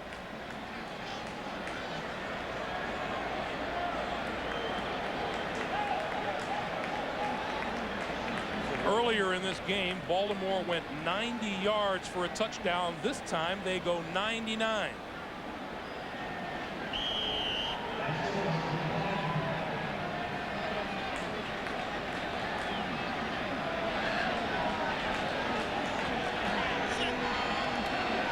Stover's kick is perfect. Remember, back at their own 10-yard line, Gerback hit a 45-yarder to Travis Taylor on 3rd and 1, and then from 4 yards out, he hits Taylor again, this time here in the end zone. And the way this Ravens defense has performed here today, a 14-3 lead with 1:20 to play in the third, is looking very good to Brian Billick. Well, he says my defense, the way they're playing, of course he likes the situation. But did you notice Travis Taylor made a really quick and wonderful decision at the line of scrimmage? Usually when you throw that kind of play, the receiver goes outside. Patrick Surtain was way outside. Travis Taylor went right up in there, and Gerback made the perfect throw. If you're a historian, and if you believe in numbers, no team was better in the fourth quarter at scoring points this season than the Miami Dolphins. 142 of them led the NFL in the fourth quarter. Well, that tells me they were behind a lot in the fourth quarter, too. So they had to kind of force the issue. But, well, Miami had 5 fourth-quarter comebacks this season. Yeah, you look at those scoring drives.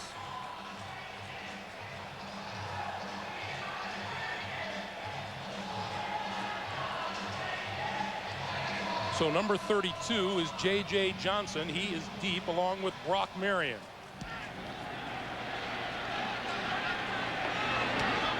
From the 13, it's Marion. Following Johnson around the right side, turns the corner and is out of bounds, and a fine return close to the 40-yard line. Wednesday on CBS, Muhammad Ali celebrates his to play here in the third quarter. Phil, do you try to open things up if you're Miami, and if so, how much do you do that? Oh, you absolutely, Greg. You have to, now you have to change your game plan a little. I think you've got to find a way to throw a couple down the field. Even if they're incomplete, you've got to make the defensive backs for the Ravens start to think a little.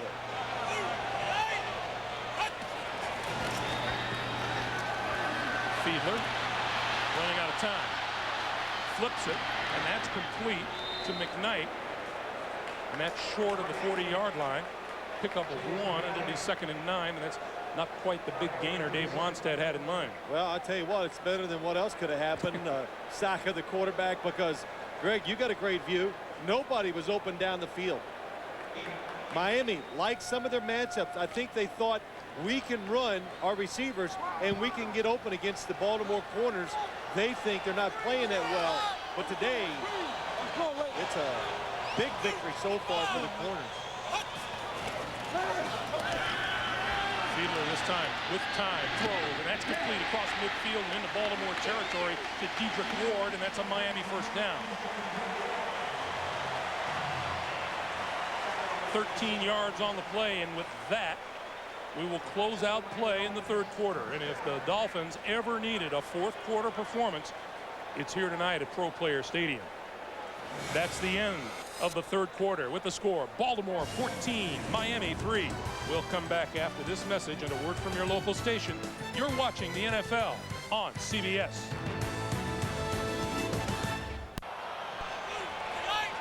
First down for the Dolphins at the Baltimore 48. Fiedler to throw. He throws the slant. That's complete inside the 30-yard line. And now incomplete. Dedrick Ward couldn't hold on. It'll be 2nd and 10. Perfect throw by Jay Fiedler. Terrific route by Dedrick Ward. He gets himself in perfect position to make the throw or to make the catch. Watch Jay Fiedler looks down the middle, and then when he turns, throws it. There's nothing Chris McAllister can do about that. Miami trailed by a touchdown a year ago in last year's wild card game against the Colts. Came back to win it. You saw Fiedler 11 fourth-quarter touchdown passes as tops in the NFL. Fiedler going to roll this way and throw. And incomplete. Dedrick Ward was the intended receiver. Chris McAllister batted it away. And let's go down to Bonnie Bernstein. Well, Greg, as Jay Fiedler tries to engineer a drive to save the season, remember, he learned a lot of what he knows from Brian Billick, who was offensive coordinator in Minnesota. Jay was there in 1998. He said, the one thing I took from Billick, he told me to make sure that I took advantage of matchups, that if I got a guy one-on-one on the outside, that I would trust the receiver enough to put the ball up and let him come down with it. It may very well come down to that, Greg, if they're going to move on to the second round. All right, Bonnie, thanks. You look at Fiedler's numbers on the night. 3rd and 10.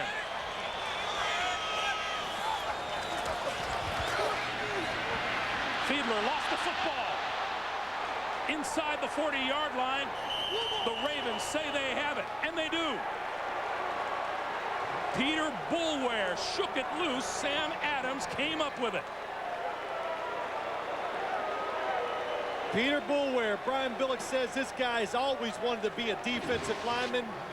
Because Michael McCrary gets hurt, that makes Peter Boulware go from linebacker to defensive line. 15 sacks this year, and there's another big play by him. There's Michael McCrary. Sorry, Greg. But boy, what a Peter Boulware. We said it a couple times today during the game. The difference in the team, especially the defense, is his pass rushing. This is Mo Williams and rather Terry Allen, and Allen continues to plow his way inside the 30-yard line. Let's take a look at it again. The Ravens keep the pocket. They make Jay Fiedler stand in there. He wants to move. There's nowhere to go. And when he tries to move, Peter Boulware is so fast, so quick, he knocks the football away from him before he can react. And you know, when there's a loose football and Sam Adams goes for the ball, there's no contest. You know, Ray Lewis said it best too. He said something I haven't forgotten. He goes, the Dolphins, they play in the AFC East. He goes, yeah, the Dolphin defense is pretty quick, but nobody else is. They don't know how fast we are, and it's going to hurt them when they try to execute on their offense. Miami's second turnover. They've turned it over twice in their own territory, and there's a shot right off the left side again, and Terry Allen is just chalking up yardage. Hey, Greg, where do you think they ran the football that time? It might not be right over the center, but it's really close. Jonathan Ogden. Oh, even Shannon Sharp, nice block by him. They just got the defensive line moving so much they can't even stop to make the tackle. Terry Allen up to 96 rushing yards. Baltimore 176. Over 200 last week, 176 today.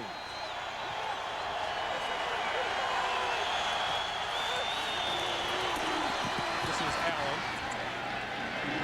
Allen is wrestled down at the line of scrimmage as the Ravens try to put some points on the board and just hand this one over to their defense for the rest of the night. Oh, absolutely. Elvis Gerback is like, if he snaps his football with any more than 2 or 3 seconds to go on the play clock, he's made a mistake.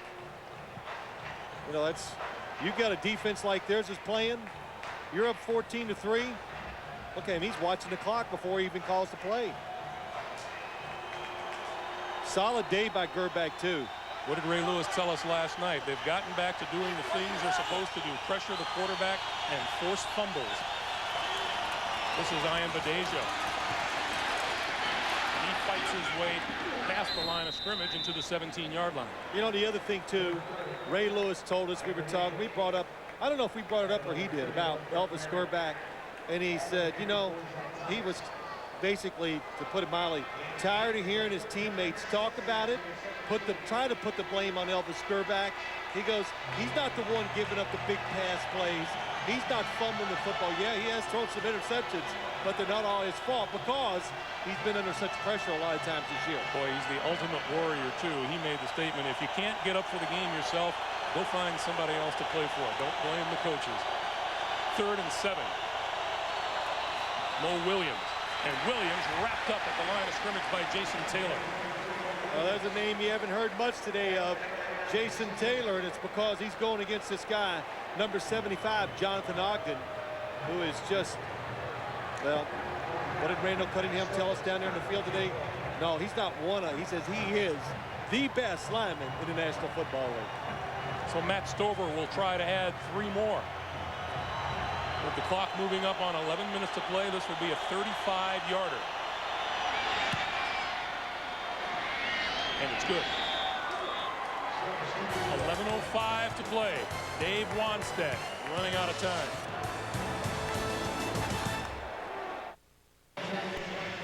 Almost 300 total yards for the Ravens here today to 112 for Miami.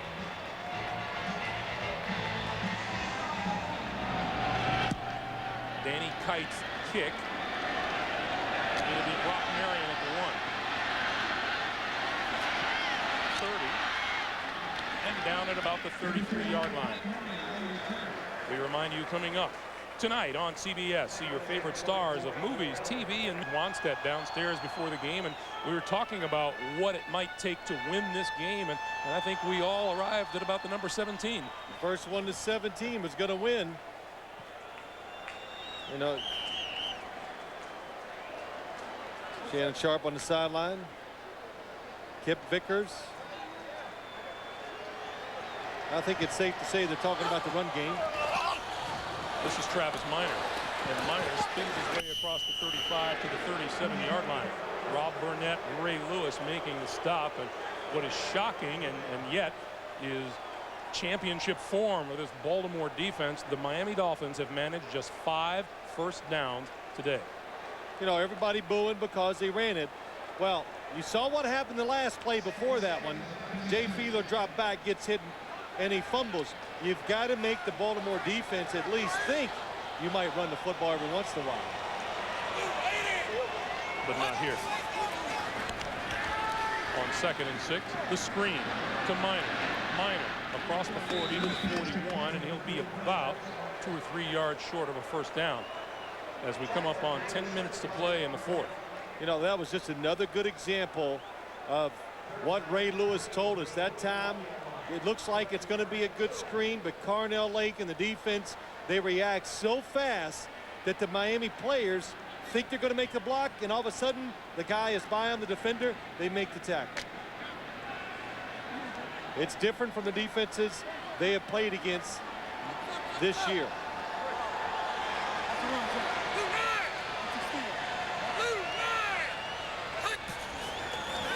On 3rd and 2, they lob it out here, and it's incomplete, and a penalty marker is thrown.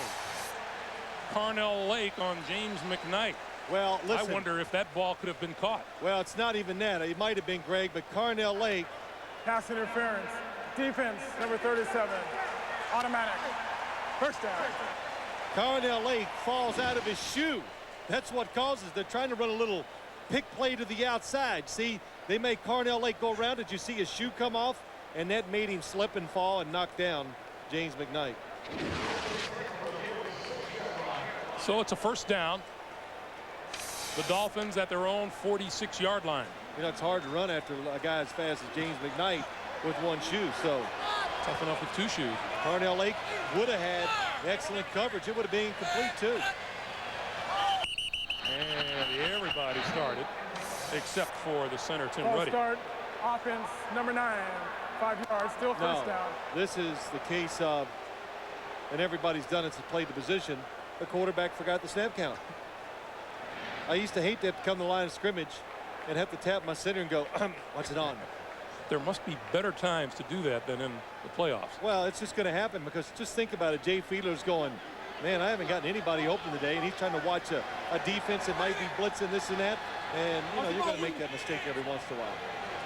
So it's now a 1st and 15 for Fiedler as he drops straight back and flips it out and incomplete, and there are penalty markers in the secondary. Pass intended for Weaver. And Dedrick Ward says it's going to go against the Ravens. Let's see if Mike Carey agrees. Against Miami. Nope, the other way.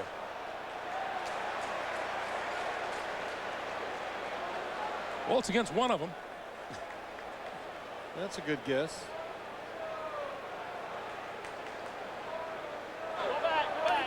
There are 2 holding fouls, both on the defense.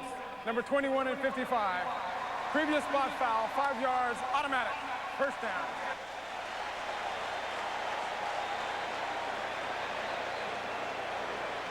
So it's a first down from the 46-yard line.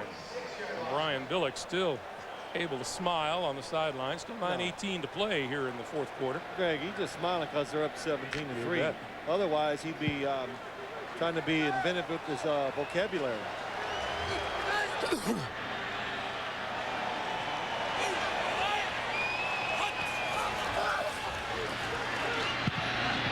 incomplete. Dedrick Ward being covered by Dwayne Starks. The Miami sideline wants a penalty flag. That isn't forthcoming. It'll be 2nd down. Yeah, it's close, but the coverage is just so good.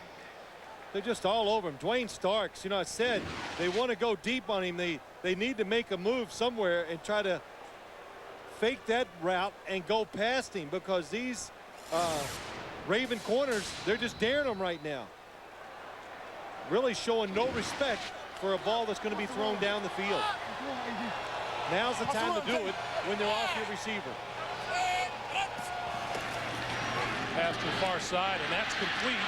And this is James McKnight, and McKnight diving out of bounds, but has enough for a first down. Probably nobody in the National Football League does it better than Miami Dolphins when it comes to throwing screen plays or this type right here. Jay Fiedler makes the quick throw. Nice block down the field by Rondé Gadsden, and then make a few people miss, and you pick up a first down. This is what the Miami Dolphins are facing. They need 2 touchdowns against the Baltimore defense that's allowed only 1 in almost 5 postseason games in 2 years. And also, when you see those screen plays by the Dolphins, those are all direct result of the fact that, Greg, they just can't line up and run the football against anybody with real consistency, much less the Ravens defense. It's a Miami team that doesn't have the services of rookie Chris Chambers out with a sprained ankle, Rondé Gadsden with a bothersome hamstring operating at much less than 100%. Fiedler gonna go deep, has McKnight. McKnight had it, and now it's intercepted by Dwayne Starks. Starks back to the 15, still on his feet, across the 25, out to the 30.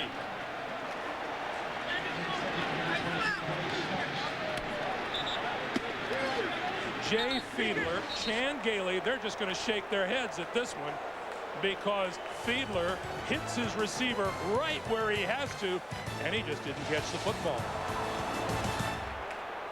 4th quarter, Miami's 3rd turnover is not the fault of number 9, Jay Fiedler. Now, that was a nice series they had. They just didn't make the play.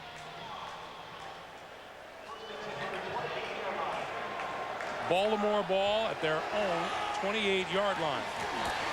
And Terry Allen doing his part to run some time off the clock. Let's go back to that pass. Well, let's take a look at it. First off, Jay Fiedler, watch the route at the bottom, but the key is watch Rod Woodson. The fake, Fiedler looks to his left, Woodson takes off. That allows James McKnight to go behind, wide open. And now look at the isolation. Watch number 80. Perfect throw. Hits him on the shoulder pad, and Dwayne Starks makes the catch. Oh.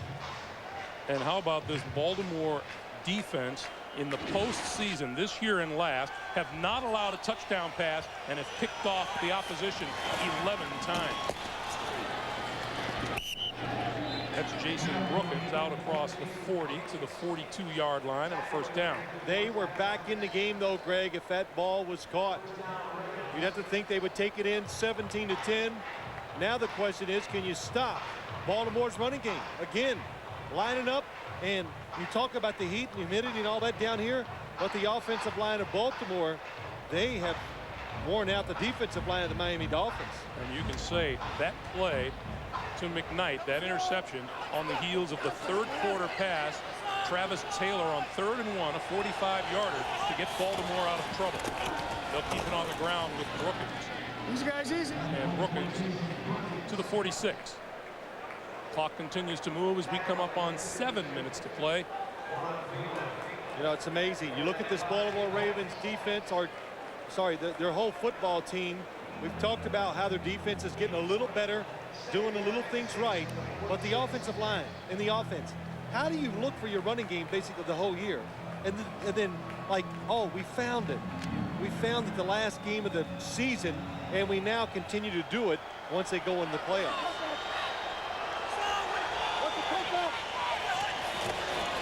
On 2nd and 6, Brookins breaking through up the middle, across the 40 to the 36-yard line of Miami. Gosh, unbelievable. Jonathan Ogden, he was right. He said if we win, it's because it's going to be the center and the 2 guards. Watch the run up the middle. Sam Gash is leading it. Oh, defensive line just getting pushed out of the way. Benny Anderson, look at that. Got Zach Thomas completely sealed off. Mike Flynn with a good block up front. Kip Vickers. Sam Gash went through and couldn't even find anybody to hit. So it's a 1st down.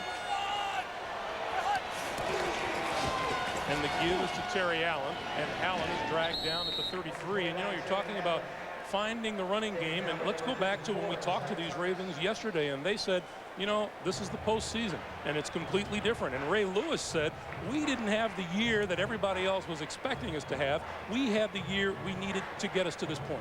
Yeah, they made a few points. He goes, and sometimes it is true. It is hard to get excited if you're the champion about regular season games sometimes. So that part, I was like, okay, maybe there is something here. But I said, you know, 16 games, you've been pretty consistent.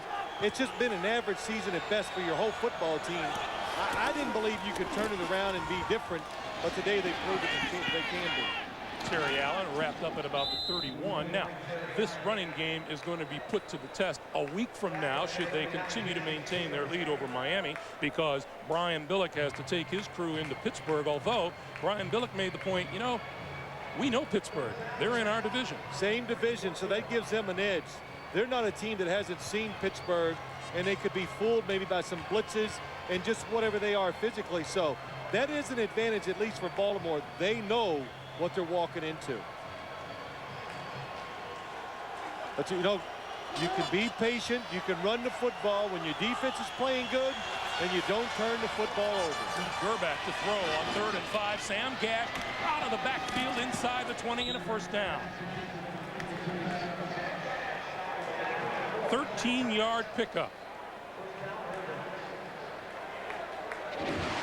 Well, Sam Gash, you know, usually if you're a defender, you're bracing yourself when you see him coming because he's going to hit you. This time slips out, makes a nice catch, and you're Zach Thomas. You're thinking run all the way, and now you got to run out there and make a tackle on Sam Gash. Zach Thomas, 180 tackles, 117 of them solo during the regular season. Missed the season ender. 21 tackles today on his way to his 3rd straight Pro Bowl. This is Brookins. And you know, as these Ravens move on in the postseason, that's a pretty impressive array of running backs that they're sporting now. Well, yeah, it's impressive because the offensive line. You know what I do like, though, Greg? You can tell they've been talked to, and there's no secret. If you want to be a running back and you want a few chances right now with the Ravens, you better run it up in there hard. Because he's got 3 of them. I think all 3 are willing to do just that. But, you know, you got to be able to adjust. Oh, my gosh, look at that. Up the middle, that is astounding. You know, there are a lot of teams that would settle for 176 rushing on the day. The Ravens just have it up the middle and just add a few to adhere with. And, you know, when I look at the Miami defense, I don't think the middle is the weak spot. Zach Thomas, Tim Bowens, Jermaine Haley, Ernest Grant, you know, he's some pretty good defensive players. So That tells you about just the straight ahead blocking potential or ability of the Ravens offensive line. 2.5 minutes to play here in the fourth quarter. Oakland Raiders, winners last night at home against the Jets, will play New England Saturday night here on CBS. We'll be there for that one. These Baltimore Ravens advance to meet Pittsburgh, and Gerback goes down back at his own 23-yard line, courtesy of Scott Gallion. Well, if we're going to New England next Saturday night, Greg, I'm going to have to buy you some long underwear. Got some. You got some? Well, I'll buy you some mittens. Take them. Keep you warm. 2 minutes to play at Pro Player Stadium. 2:07 to play, so we still have the 2-minute warning still to come. And onto the field to attempt a field goal is Matt Stover. So you see what I always say. Why use the timeout to save 7 seconds? Timeout can save you 20 on the other side. Stover will get this one away from 40 yards out. It's on its way, and it's good. And with 2:01 to play in the fourth quarter, Tony Siragusa says, give me 5. 20-3, Baltimore. 2:01 to play in regulation. Is he okay? He's such a Jet fan. He's probably still in mourning over the loss. This kick is going to be fielded at the 5 by Brock Marion to the 20. And Brock Marion, who returned our interception 100 yards on the last play of the game last week, couldn't do it here. 23. Fiedler from the shotgun. Runs out of time and got rid of it, and it's incomplete at the 20. Intended for Travis Minor. And I think you can say the celebration on the Baltimore sideline has begun. You know, I'm sure too, Greg, it's a big relief to the Baltimore Ravens to fight their way through the whole year to just try to get back in a position, like you said, to start the game. They had to win on the last regular season game of the whole season just to qualify as, you know, to get into the playoffs.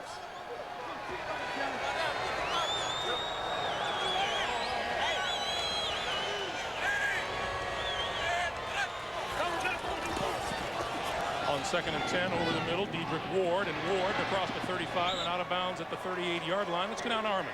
Greg, you know, it's customary in the National Football League to award game balls after a game to those who have played the best in that game.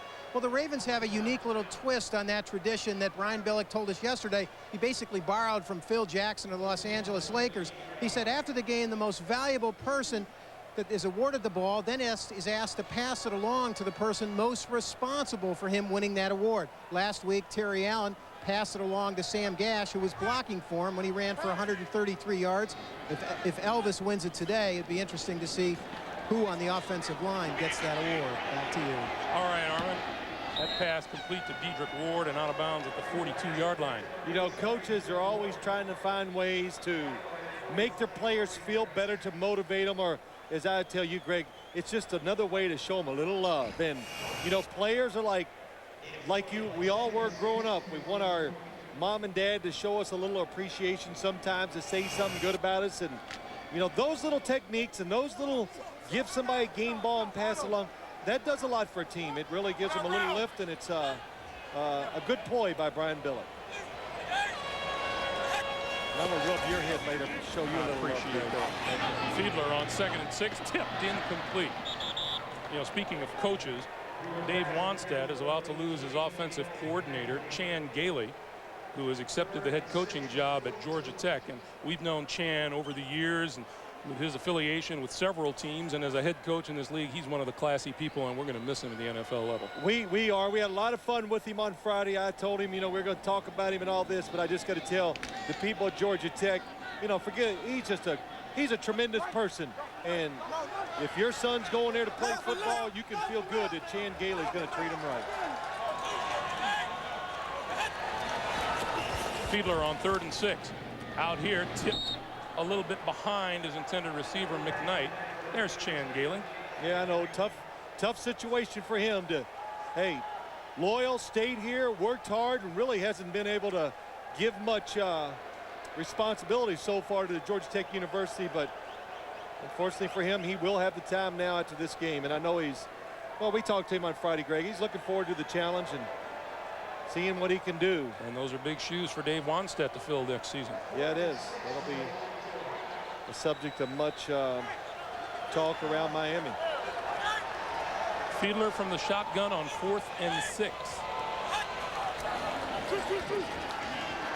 Steps up, throws, and overthrows his intended receiver, Rondé Gadsden, over the middle. And the ball will go over to the Baltimore Ravens. And this reminder, tonight on 60 Minutes, what could be bad about America destroying plants that produce cocaine? Nothing, if that was the only thing we were destroying. 60 Minutes tonight. You know, you look at a game like this, and we talked about the Baltimore Ravens, what a tremendous job they've done. But also, I can't help when I see some of these pictures. You see the Miami Dolphins, the tough year, how they won so many close games. They get all that, and you come to a playoff game, and now you're sitting on the sideline, and you go, oh my gosh, you started in July, and it's over.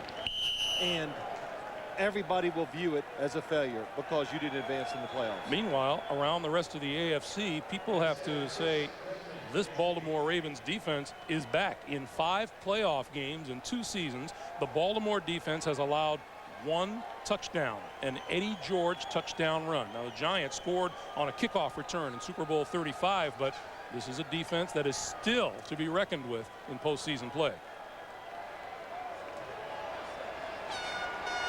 Chris Redmond taking the snap.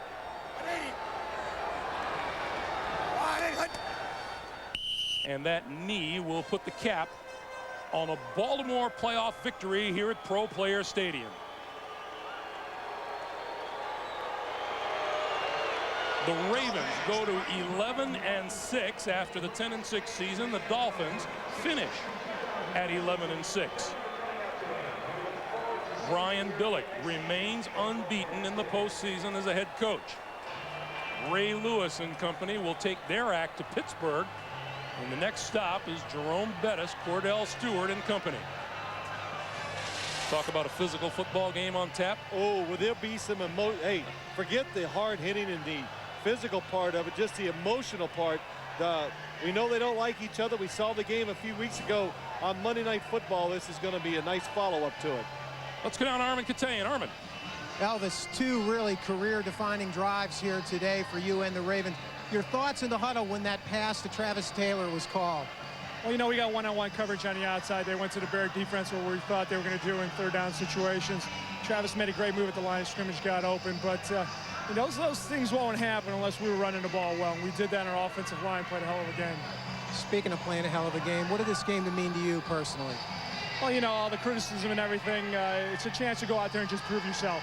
And that's where you make your mark as a quarterback in the playoffs. And we just got to continue now and go to Pittsburgh and, you know, play smart. And the way our defense is playing, you know, we played pretty damn well. All right, Elvis, thank you. Greg? All right, Armin, thank you. So the Baltimore Ravens advance. The Miami Dolphins say goodbye. Once again, our final score, Baltimore 20, Miami 3. Tonight on CBS starts